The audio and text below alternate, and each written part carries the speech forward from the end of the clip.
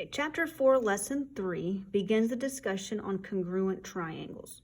Now, a triangle is a polygon, okay? And we have a definition for congruent polygons. And a congruent polygon is when all of the parts of one polygon are congruent to corresponding parts of the other polygon. Now, corresponding parts represent the matching parts of the other polygon.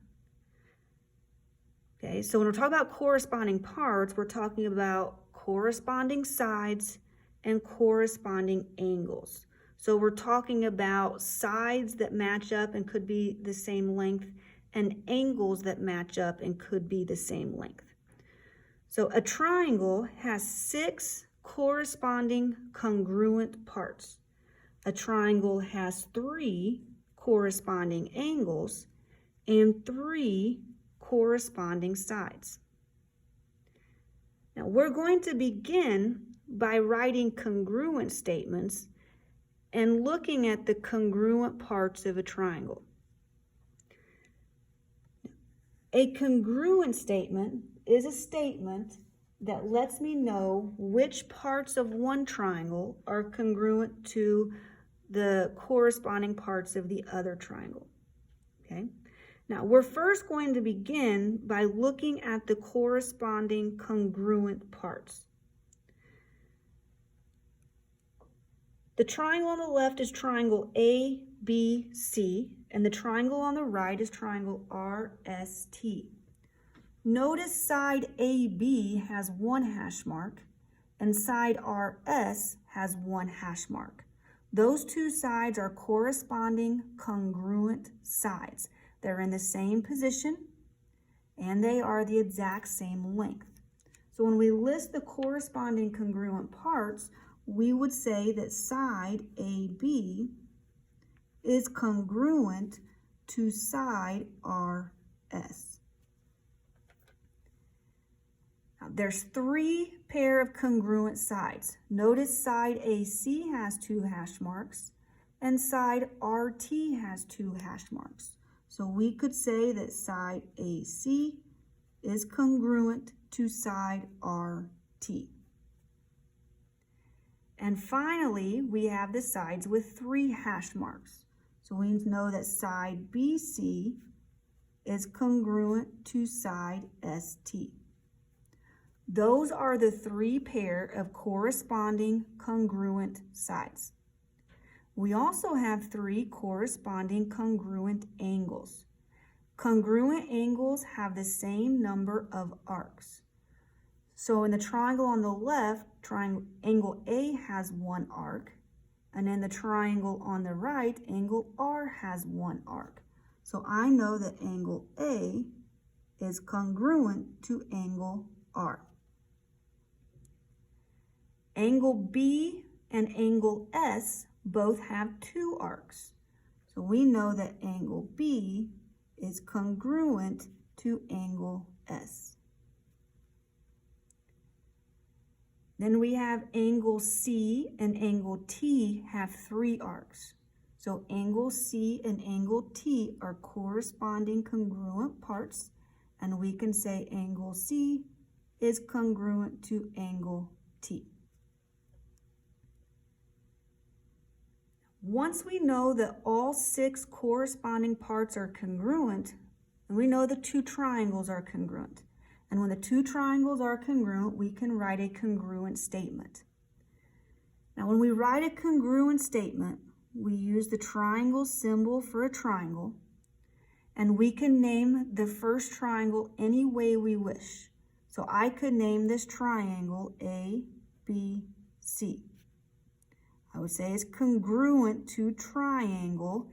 Now, the second triangle, it does matter the order in which you name it because it has to match up with the first triangle. Notice the first letter was A and it had 1 arc. So the letter with 1 arc, or the angle with 1 arc, has to come first in the second triangle, which is R. Okay. The second letter is B, which has 2 arcs. That has to match up with the angle with 2 arcs in the second triangle, which is S. So S must come second.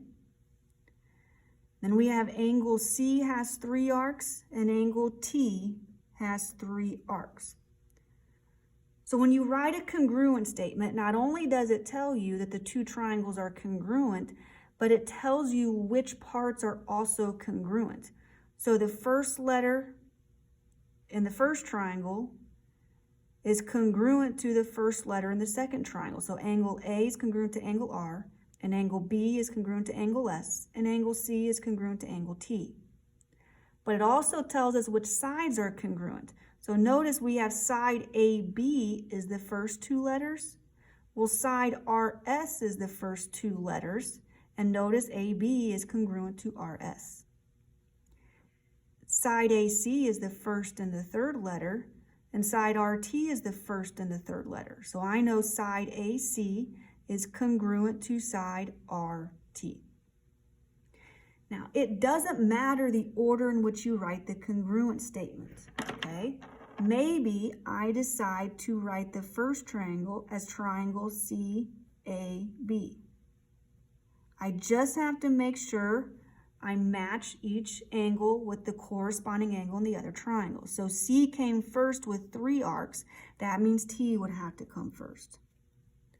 Okay, then A, which had 1 arc, that matches up with R. B had 2 arcs, that matches up with S. So I could have written the congruent statement, triangle CAB, congruent to triangle TRS.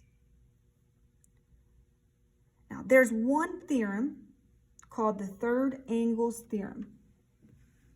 This theorem states, if 2 angles of one triangle are congruent to 2 angles of a second triangle, then the third angles of the triangle are congruent.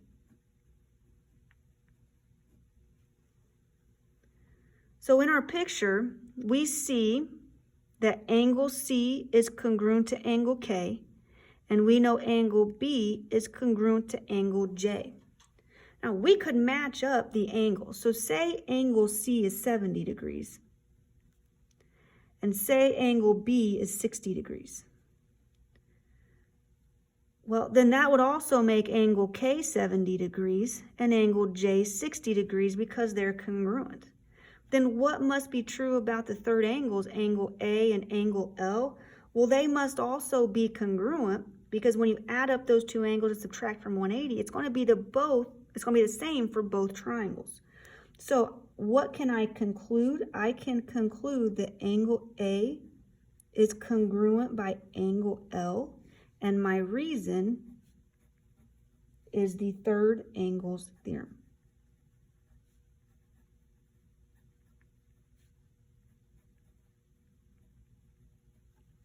Okay, this is a really important theorem, and this is going to come up quite a bit. So you may want to go ahead and kind of highlight around this, creating its own box, just so we don't forget.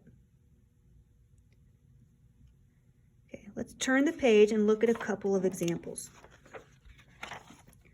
Problem number 1. Show that the polygons are congruent by identifying all congruent corresponding parts, then write a congruent statement. You should have 3 angle pairs, and you should have 3 side pairs. Okay, so problem number 1, letter A. I'm going to start with angles. I see angle A has 1 arc, so I know angle D has 1 arc. Okay. Now here's where you have to be really careful. Notice there are 2 angles tied to vertex B. So we have to use 3 letters to name the angle. So this angle right here with 2 arcs is angle ABC. Remember, the vertex has to be the middle letter. So this is congruent. Now the angle on the right side that has 2 arcs is down here by vertex C. So this is angle DCB.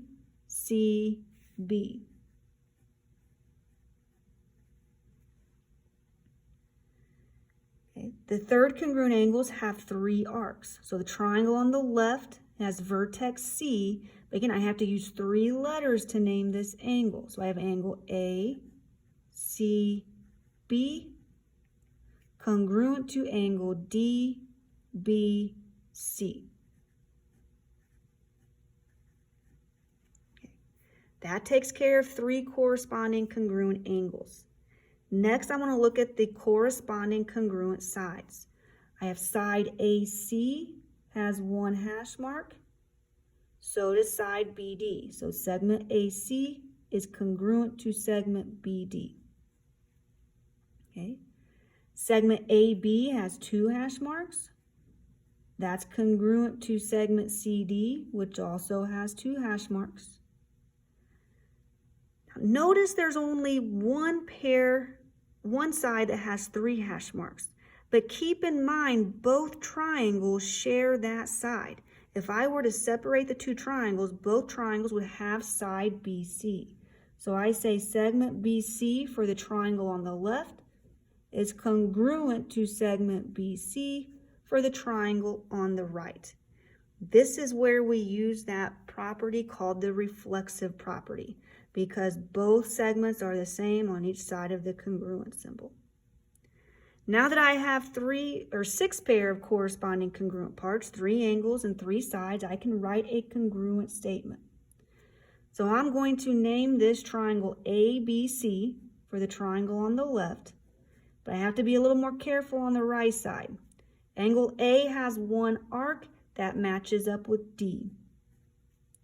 Angle B has 2 arcs that matches up with angle C for the right triangle. And then angle C down here has 3 arcs that matches up with angle B for the other triangle. So I have triangle ABC congruent to triangle DCB.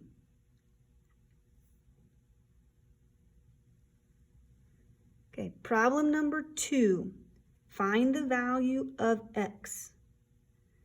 Okay, find the value of x. Okay, I have 2 triangles. Notice angle L has 1 arc and angle Z has 1 arc. So that means angle Z is congruent, which also makes it 65 degrees. Angle M has 2 arcs, so angle Y also has 2 arcs at 51 degrees. They're congruent. So to solve for x, I would add up the 3 angles x, y, and z and set it equal to 180. So I have 4x plus 51 plus 65 is equal to 180 degrees. Okay, I'm going to add together 51 plus 65, combine like terms. It's 116, so I have 4x plus 116 is equal to 180. Subtract 116 from both sides. The 180 minus 116 is 64. Divide both sides by 4, and x equals 16.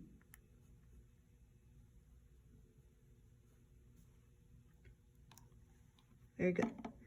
Now, there are 3 problems remaining on this page. I would like for you to take 5 or 10 minutes, attempt these 3 problems, and then watch the second video to get the answers. Good luck.